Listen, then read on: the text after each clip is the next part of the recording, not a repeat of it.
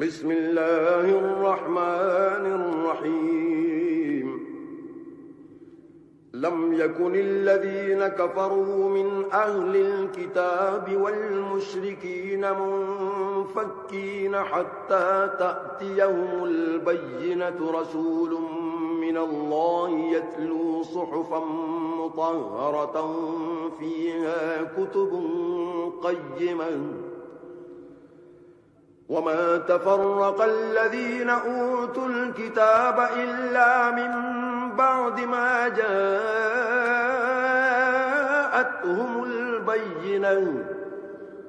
وما أمروا إلا ليعبدوا الله مخلصين له الدين حنفاء ويقيموا الصلاة ويؤتوا الزكاة وذلك دين القيمة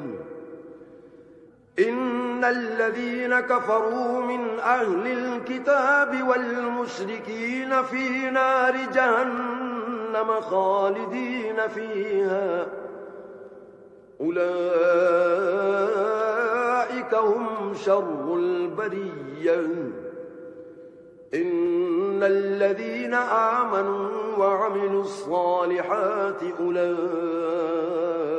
هم خير البرية جزاؤهم عند ربهم جنات عدن تجري من تحتها الأنهار خالدين فيها أبدا رضي الله عنهم ورضوا عنه ذلك لمن خشي ربه